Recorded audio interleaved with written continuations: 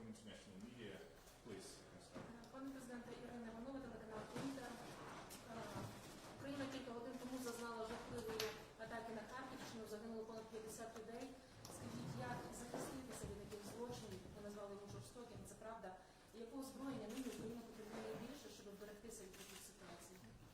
Дякую за запитання. Сьогодні мій виступ був присвячений єдності Європи, викликам через агресію Російської Федерації і, а вже ж, air defense, захисту протиповітряної оборони. Я вважаю, що на сьогодні, окрім протиповітряної оборони, захиститись, особливо в час зими, неможливо. Захистити людей, які абсолютно трагічно загинули через цей теракт, нелюдський, в час похорон, час, там були поминки, да? Так, і 50 людей загинуло, просто цивільних людей. Ну, Росія це робить щоденно по Харківському регіону, і там тільки ППО. І тому головна наша зустріч, є багато питань в Європі, є свої різні виклики, але з точки зору України головуючою темою була забезпечення ППО. Я дуже радий, що у нас сьогодні є потужний прогрес в цьому напрямку. Це 6 систем ХОК від Педро Санчеса, від прем'єр-міністра, від уряду. І так, це буде спільна робота з партнерами, але під головуванням Іспанії. Я дуже вірю, що ми зможемо зібрати всі ці системи, і вони всі попадуть в Україну. І потужне рішення у нас на зустрічі з паном канцлером Шольцем. Німецький уряд буде працювати над наданням Україні Петріота, ще однієї системи Петріот. І саме зараз, на цей зимовий період.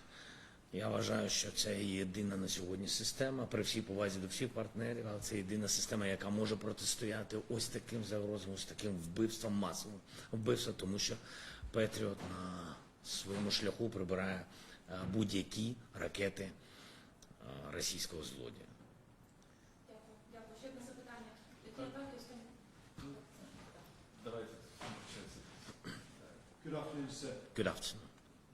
Are you ready for the moment when the United States reduces support to Ukraine? Is Europe ready for that moment?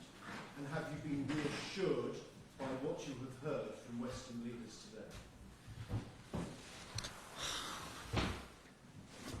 How to say, are we ready or not?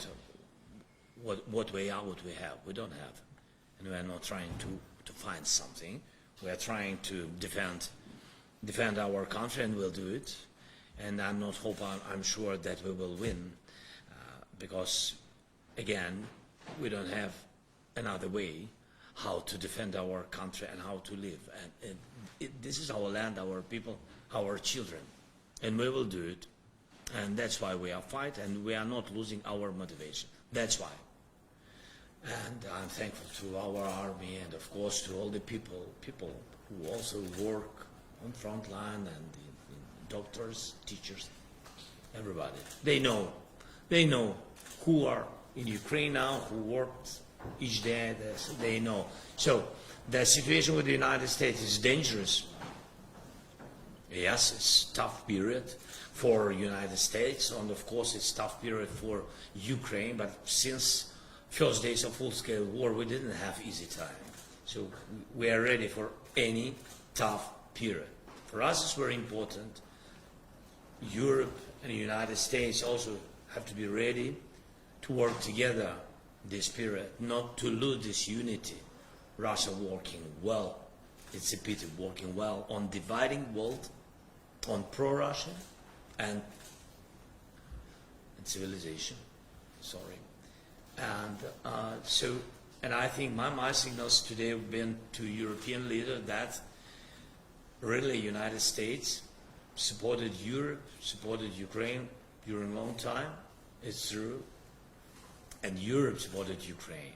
But I think that it's time now time of challenges, challenges when Europe has like a strong leader in the world. Europe is a strong leader in the world. Europe has now to support the United States.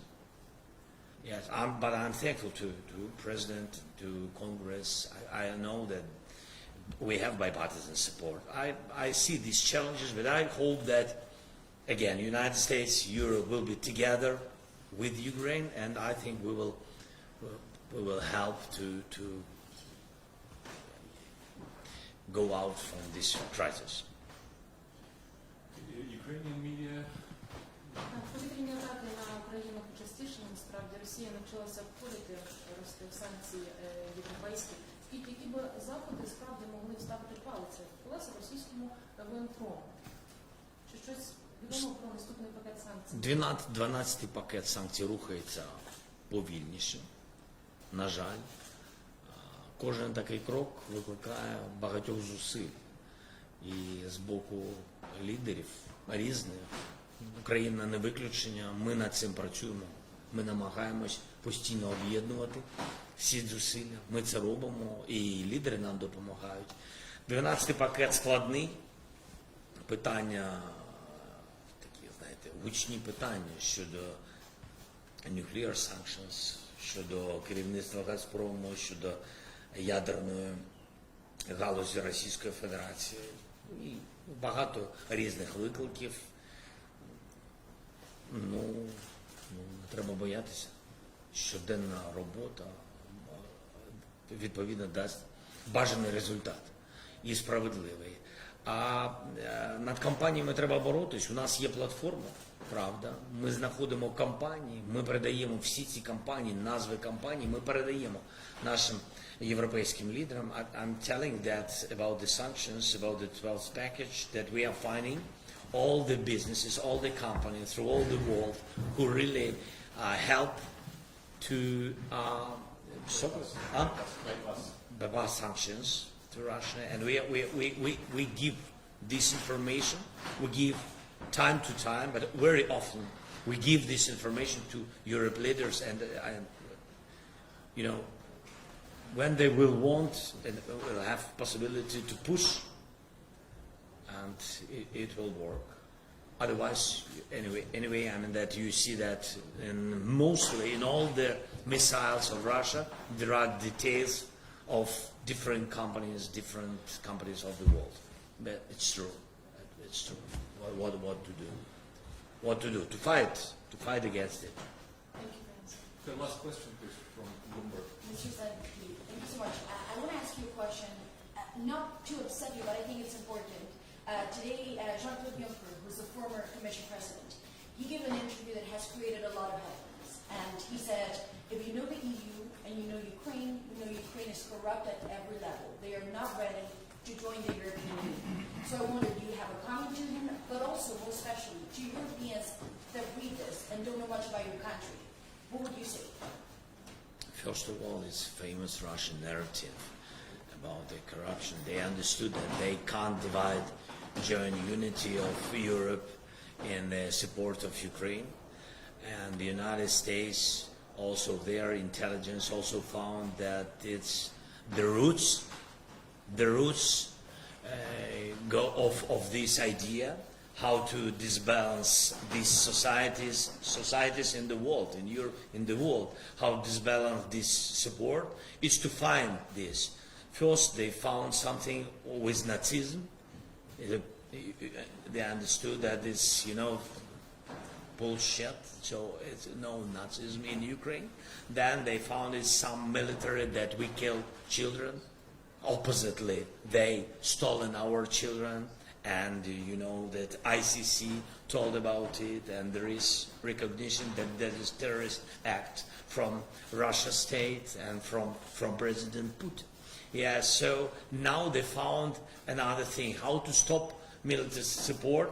They found information that we, from our some institutions, government institutions, that they help the money, military support, what partners gave us, that somebody is stolen. Of course, there are a lot of different people and different cases, and during the war, it's so difficult to, for judicial system to control everything. Is true, but anyway, we fight against it, and we understand that no dollar, no euro, what came from our partners been stolen by any government institution, and in the United States they also support these facts. But about this Mr. Juncker, I saw him once at the very beginning when I became the president.